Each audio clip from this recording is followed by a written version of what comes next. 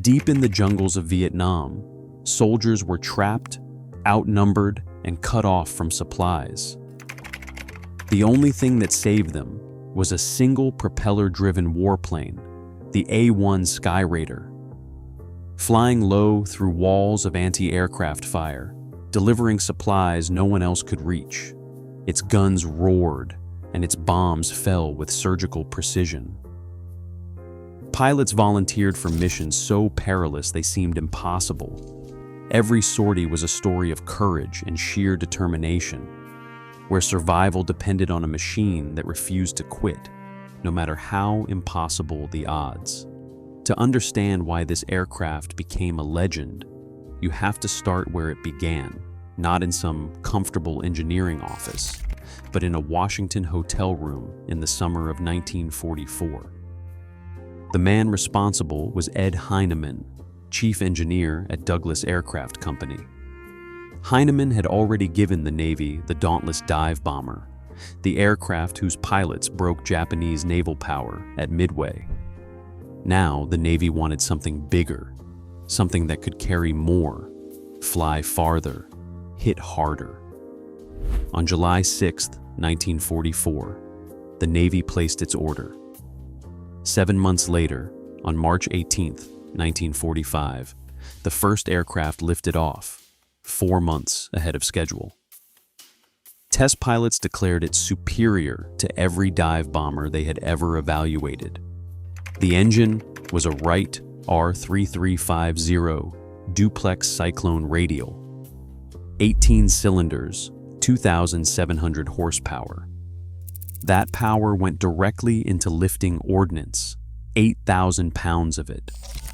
Rockets, bombs, napalm canisters, gun pods spread across 15 external hardpoints. The Boeing B-17 Flying Fortress, the iconic heavy bomber that leveled the industrial heart of Nazi Germany, carried roughly the same bomb load. The Skyraider carried it on a single engine. 3,180 were built before production ended in 1957. By the time American forces were deep in Vietnam, the Skyraider was nearly 20 years old. The Air Force had supersonic jets that could cross the country in an hour. And yet it was the old propeller plane that the men on the ground were calling for. The reason was physics. A jet at 500 miles per hour has only seconds over its target, sometimes just 1 second. That pilot cannot locate a soldier waving a signal panel from a jungle clearing, cannot circle and wait and study the terrain below. The Skyraider cruised at around 200 miles per hour and could loiter for up to 10 hours. While a jet made one fast pass and was gone, a Skyraider pilot stayed. He talked to the men on the ground. He learned the terrain. He knew exactly where the friendlies were before he released a single weapon. In triple canopy jungle, that difference was the difference between rescue and massacre. American commanders recognized this. Rather than abandon their troops because the newest technology was not suited to the terrain, they adapted. The Skyraider stayed. One of the missions where that mattered most was called Sandy. When a pilot was shot down over enemy territory, Skyraiders escorted Sikorsky, HH-3, Jolly Green Giant, and HH-53 rescue helicopters in and out. The Skyraider pilots flew directly into anti-aircraft fire zones, drawing the guns and suppressing the enemy while the helicopter crews went in below. They took the hits so the helicopters could reach the men. 2 pilots who flew those missions were awarded the Medal of Honor. The first was Major Bernard Fisher. March 10, 1966. The A Shau Valley. 2,000 North Vietnamese regulars had surrounded a special forces camp. The walls were down. The men inside were fighting from their last bunkers. Fisher arrived leading a flight of A-1 Skyraiders to provide support. Another pilot, Major Dafford Myers, took a direct hit. His Skyraider was burning clear back to the tail. Myers crash-landed on the camp's airstrip, a 2,500-foot strip of steel planking now cratered and strewn with wreckage. He got clear and took cover in a ditch. Enemy troops were 200 yards away. The closest rescue helicopter was 30 minutes out. Fisher knew what 30 minutes meant. He radioed the other pilots. "I'm going in." He lined up on the destroyed runway, dropped in hard and fast, took 19 rounds through his fuselage, reached Myers, pulled him into the right seat, and flew out. He brought his wingman home. On January 19, 1967, President Lyndon Johnson placed the Medal of Honor around Fisher's neck, the first living Air Force recipient of the award in Vietnam. The aircraft he flew that day is on permanent display at the National Museum of the United States Air Force in Dayton, Ohio. If you believe these brave pilots deserve to be remembered, hit that like button right now. It takes 1 second, and it honors every man who flew this machine. The second Medal of Honor went to Colonel William A. Jones III, September 1st, 1968, near Dong Hoi, North Vietnam. Jones was the on-scene commander for a mission to rescue the crew of a downed F-4 Phantom. Flying low across the valley, his aircraft was hit repeatedly. One explosion filled his cockpit with smoke. He pressed on.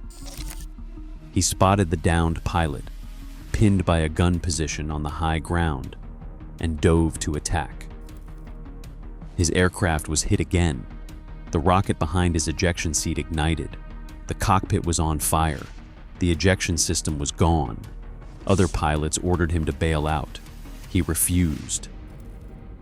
With his arms and face burning, his radio failing, Jones turned his crippled Skyraider toward home. He flew it back to base. He refused medical treatment until he had passed the survivor's exact coordinates to the intelligence officer, lying on the operating table, still debriefing. Because of that information, the downed pilot was rescued later the same day. Jones did not live to receive his medal. He was killed in a private aircraft accident in Virginia in November 1969. President Nixon presented the Medal of Honor to his widow at the White House on August 6, 1970. These were the men who flew this machine. Flying those missions meant operating below 10,000 feet, directly inside the reach of North Vietnamese anti-aircraft guns. 23mm guns, 37mm guns, 57mm guns. Aircraft came back riddled with holes, hydraulic lines cut, control surfaces damaged. Mechanics patched them. Pilots climbed back in. Volunteers never stopped stepping forward. 266 A-1s were lost across Southeast Asia. The Air Force lost 201, the Navy 65. Every one of those losses was a pilot who chose to go low and make one more pass. And then there was this. On June 20th, 1965, 4 Skyraiders from the carrier Midway were attacked by 2 MiG-17 jet fighters over North Vietnam.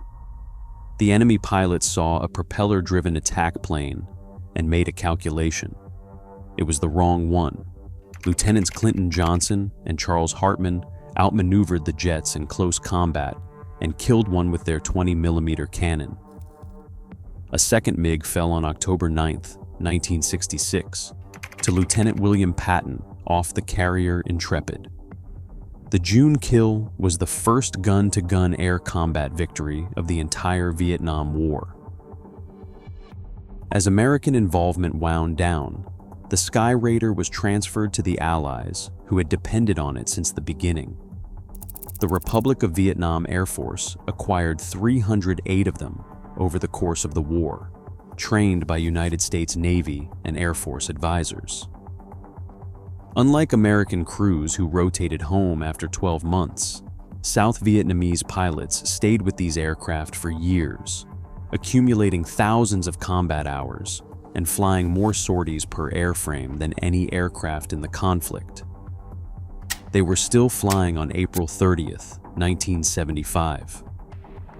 When Saigon fell, 11 South Vietnamese pilots refused to surrender their aircraft. They started the engines and flew to Thailand. That is what American training produced. The aircraft that replaced the Skyraider in the close air support role, the Fairchild Republic A-10 Thunderbolt II, was built around the same principles. Armor the cockpit, maximize ordnance, survive damage, and stay low and slow enough to be accurate. Every A-10 pilot who has ever talked ground troops through a contact owes something to what was proven over the A Shao Valley. The Skyraider's legacy flies in every modern ground attack aircraft today. Veterans who flew it do not speak about it with professional detachment.